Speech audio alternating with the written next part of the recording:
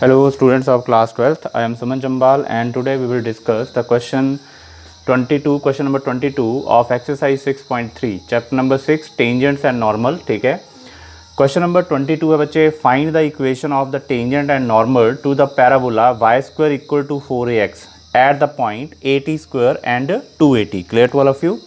तो सोल्यूशन करते हैं इसका। देखिए सोल्यूशन में क्या करेंगे, सबसे पहले गिवन कर्व हमारे पास क्या देख रखी है, गिवन कर्व हमारे पास है, ठीक है, गिवन कर्व हमारे पास दी है y square is equal to 4ax, equation number 1। अब हमने स्लोप ऑफ टेंजेंट निकालनी है, तो इक्वेशन फर्स्ट को डिफरेंशिएट करेंगे विद रिस्पेक्ट टू x के। तो differentiate equation number 1, differentiate with respect to x के विद रिस्पेक्ट टू डिफरेंशिएट करेंगे। तो यहाँ पे y स्क्वायर को डिफरेंशिएट करेंगे तो पावर लगता है, यहाँ पे आ जाएगा 2y, ठीक है। फिर y को डिफरेंशिएट करेंगे dy अपॉन dx आ गया, और 4 और a कांस्टेंट है दोनों ही, x को डिफरेंशिएट करेंगे विद रिस्पेक्ट टू x तो 1 आ जाता है, ठीक है।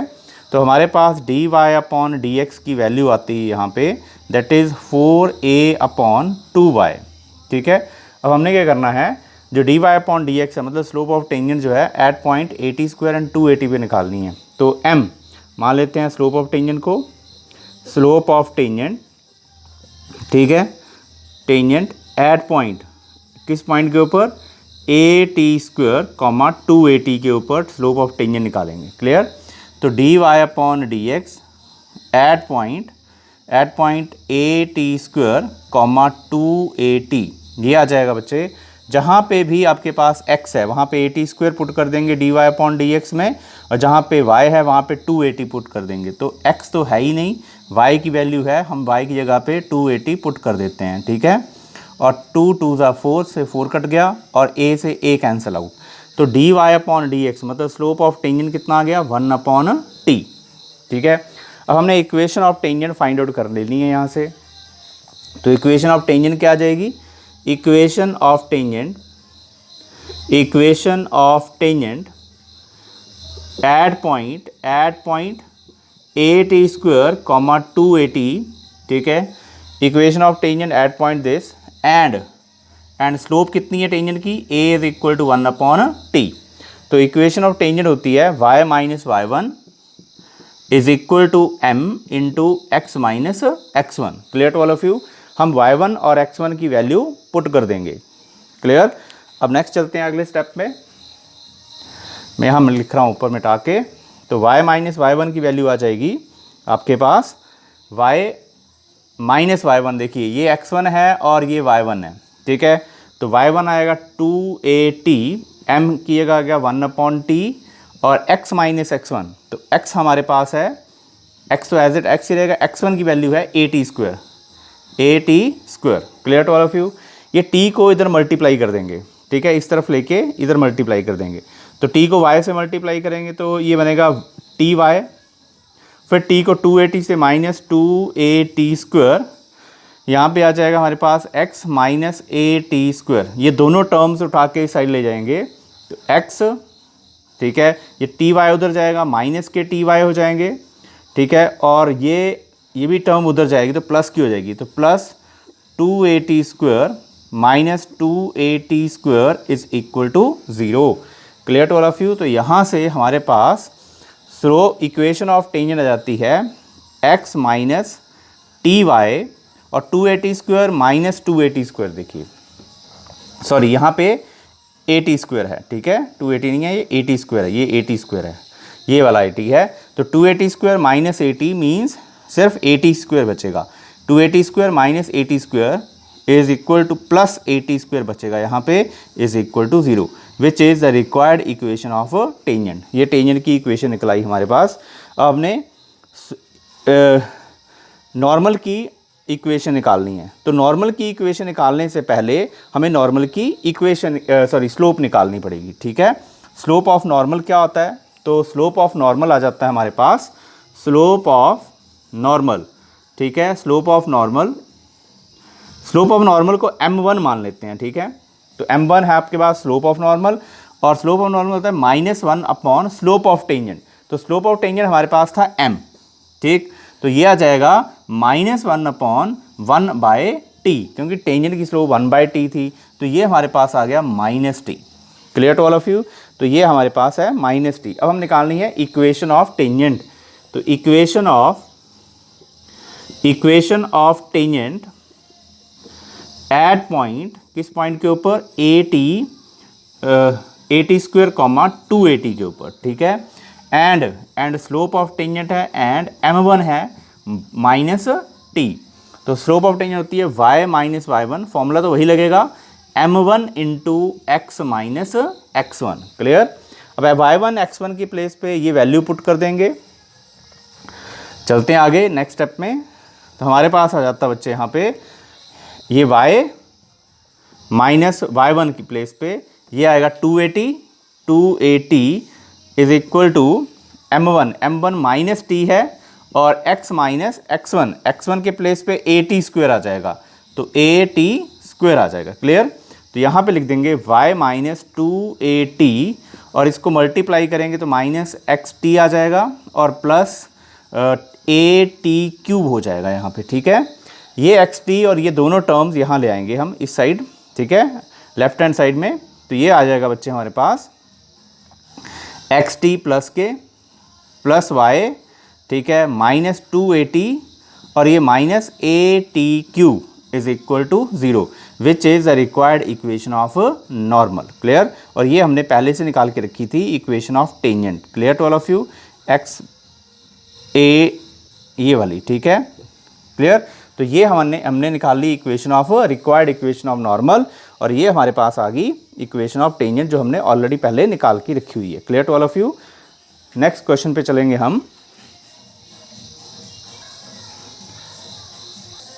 बच्चे नेक्स्ट क्वेश्चन हमारे पास है question number 23। Prove that the curve x = y² and xy = k cut at right angle if k 8k² = 1। ठीक है, तो क्वेश्चन नंबर 23 जो है वो कई बार पूछा गया CBSE में। ठीक है, इससे पिछले वाला क्वेश्चन करवाया वो भी बहुत बार पूछा गया CBSE में। ठीक है, तो बच्चे इस क्वेश्चन को करने के लिए देखिए हमारे पास दो कर्व्स दी हैं। तो गिवन कर्व्स हमारे पास हैं, given curves clear to all of you. एक है x = y², ठीक है, इक्वेशन नंबर 1, और एक है x × y = k, that is equation number 2। तो सबसे पहले हमें पॉइंट ऑफ कॉन्टैक्ट निकालना पड़ेगा। देखिए क्वेश्चन ऐसा है कि दो कर्व्स हैं जो किसी एक पॉइंट के ऊपर कट कर रही हैं। ठीक है, अब जिस पॉइंट के ऊपर कट कर रही हैं वहाँ पे जो टेंजेंट बन रहे हैं दोनों कर्व्स के ऊपर, एक टेंजेंट एक कर्व के ऊपर बनेगा, ठीक है, eight the point of intersection. तो पॉइंट ऑफ इंटरसेक्शन के ऊपर दोनों कर्व्स के ऊपर दो टेंजेंट बन रहे हैं। जैसे एक टेंजेंट एक पॉइंट ऑफ कॉन्टैक्ट पे एक टेंजेंट, जो पॉइंट ऑफ इंटरसेक्शन पे एक कर्व पे ये टेंजेंट बन गया, दूसरी कर्व के ऊपर भी पॉइंट ऑफ इंटरसेक्शन में एक टेंजेंट बन गया, और ये दोनों टेंजेंट जो बन रहे हैं they are at right angle, वो राइट एंगल के ऊपर एक दूसरे को कट कर रहे हैं। ठीक है, तो हमने ये करना है, सबसे पहले इस पॉइंट ऑफ इंटरसेक्शन के कोऑर्डिनेट्स फाइंड आउट करने हैं जहां पे दोनों कर्व्स एक दूसरे को इंटरसेक्ट कर रही हैं। Clear to all of you? तो क्या करेंगे, देखिए x की वैल्यू तो y² दे के रखी है, हमने ये करना है कि x की वैल्यू y² इक्वेशन नंबर 2 में पुट कर देनी है। तो put x = y² in equation number 1 से 2 में, इन इक्वेशन नंबर 2 1 से निकाल x की वैल्यू y² इक्वेशन नंबर 2 में पुट करनी है। तो देखिए ये y, यहाँ पे मैं y² पुट कर रहा हूँ, तो y² × y = k, तो ये बन गया बच्चे y³ = k। ठीक है, और अगर हम क्यूब रूट लेते हैं दोनों तरफ, तो y की वैल्यू जो है y हमारे पास आ जाता है k⁻⁴ तो ये y की वैल्यू आ गई। क्लियर? अब ये y की वैल्यू अगर हम इक्वेशन नंबर 1 में पुट करते हैं तो x निकल जाएगा। ठीक है, इसको पुट कर देते हैं, पुट इन 1 में पुट करेंगे तो x की वैल्यू आ जाएगी हमारे पास, x हमारे पास y² है, तो इन प्लेस ऑफ y हम पुट कर देंगे k⁻⁴ तो ये आएगा k⁻⁴ whole raise to power 2। तो x हमारे पास आ गया k⁻⁴ तो ये x आ गया। इसका मतलब पॉइंट ऑफ इंटरसेक्शन, ठीक है, कि जो पॉइंट जहाँ पे दोनों कर्व्स इंटरसेक्ट कर रही हैं उसके कोऑर्डिनेट्स आ जाएंगे, वहाँ कहाँ पे करती हैं, तो two curves intersect at point two curves intersect at point, किस पॉइंट के ऊपर इंटरसेक्ट करती हैं, k raise to power 2/3, x coordinate ये आ गया और y कोऑर्डिनेट है k raise to power 1/3। Clear to all of you. तो ये पॉइंट ऑफ इंटरसेक्शन आ गए और यही पॉइंट ऑफ कॉन्टैक्ट है जहां पे दोनों कर्व्स के ऊपर टेंजेंट बन रहे हैं और वो दोनों tangent perpendicular to each other. Clear to all of you. Next step पे चलते हैं। देखिए नेक्स्ट स्टेप में हम क्या करेंगे, पहले एक कर्व के ऊपर जो टेंजेंट स्लोप बन रही है उसको फाइंड आउट करेंगे। ठीक है, तो फर्स्ट वाली कर्व ले रहा हूं मैं यहां पे फ्रॉम 1। फर्स्ट कर्व हमारे पास थी x equal to y square, इसको डिफ्रेंशिएट करेंगे विद रिस्पेक्ट टू x के, कि इसके ऊपर जो टेंजेंट बन रहा है उसकी स्लोप निकालने के लिए। ठीक है, तो क्या करेंगे, इसको डिफ्रेंशिएट करेंगे विद रिस्पेक्ट टू x के। तो क्या आ जाएगा बच्चे, differentiate with respect to x को डिफ्रेंशिएट किया with respect to x1, y square को किया 2y और y को करेंगे तो 2y अपॉन 2x आ जाएगा। तो यहाँ से हमारे पास dy अपॉन dx की वैल्यू कितनी आ गई, दैट इज़ 1 अपॉन, ये 2y को तो लेके जाऊँगा तो 1 अपॉन 2y। तो हमने निकालना क्या है, डेरिवेटिव निकालना है, मतलब स्लोप निकालनी है फर्स्ट कर्व के ऊपर जो टेंजेंट बन रहा है उसकी एट पॉइंट दिस के ऊपर। तो स्लोप m1 मान लेते हैं इसको, तो slope of tangent at curve 1, ठीक है, at point k2 raise to power 3 and k raise to power 1/3। ठीक है, तो क्या आ जाएगी हमारे पास स्लोप ऑफ टेंजेंट, क्या आ जाएगी, दैट इज m1 क्या आ जाएगा, dy upon dx at point k raise to power 2/3 and k raise to power 1/3। तो ये आ जाएगा बच्चे हमारे पास, देखिए 1 upon, in place of y के पुट कर देंगे 2 और k रेज टू पावर 1/3। ये स्लोप आ गई उस टेंजेंट की जो फर्स्ट कर्व के ऊपर बन रहा है और हमने इसको m1 माना हुआ है। ठीक है, अब हम निकालेंगे slope of tangent at the curve 2। Curve 2 के ऊपर कौन सा टेंजेंट बन रहा है, तो फ्रॉम 2 ये पॉइंट मैं यहाँ लिख रहा हूँ, point of contact k raise to power 2/3 and k raise to power 1/3। Clear, यहाँ से मैं मिटा रहा हूँ अब। तो फ्रॉम 2 से सेकेंड कर्व हमारे पास है x into y is equal to k, इसको डिफ्रेंशिएट करेंगे विद रिस्पेक्ट टू x के, क्योंकि सेकेंड कर्व के ऊपर हमने टेंजेंट की स्लोप ऑफ टेंजेंट निकालनी है। तो यहाँ पे देखो दो वेरिएबल आ गए, एक x और एक y, तो u इंटू v प्रोडक्ट 2 लगा के इसको डिफ्रेंशिएट करेंगे।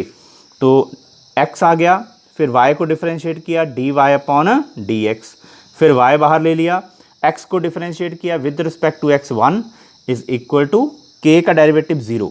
ठीक है, तो यहाँ से हमारे पास dy अपॉन dx क्या आ जाएगा, dy अपॉन dx आ जाएगा minus y upon x, it is the derivative.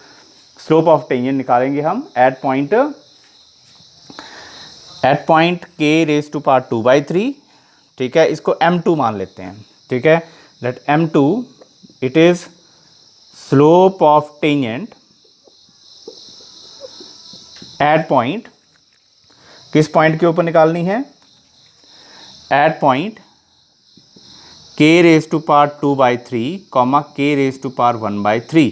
तो क्या आ जाएगी बच्चे, स्लोप ऑफ टेंजेंट क्या आ जाएगी, m2 इज इक्वल टू, यह आ जाएगी dy अपॉन dx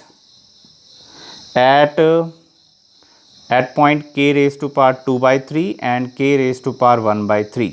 तो ये आ जाएगा बच्चे स्लोप ऑफ टेंजेंट आपके पास, जहाँ पे y है वहाँ y की वैल्यू यह आ जाएगा minus k raise to power 1/3 और k raise to power x की वैल्यू है k raise to power 2/3। Clear to all of you.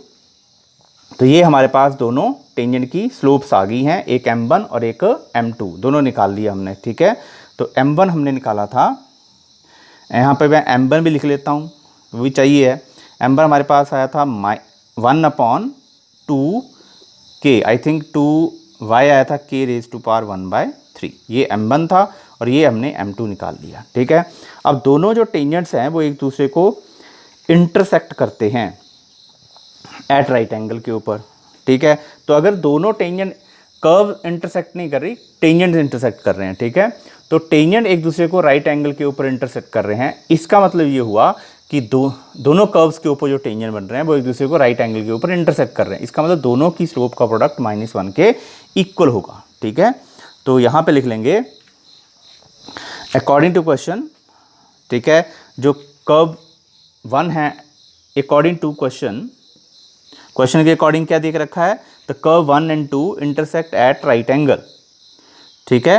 Curve 1 and 2 intersect at right angle,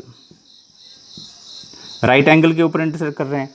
इसका मतलब m1 into m2 is equal to -1। तो m1 हमारे पास है 1/2 k⁻⁴ और m2 हमारे पास है, ये निकाला हमने, -k⁻⁴ upon k⁻² is equal to -1।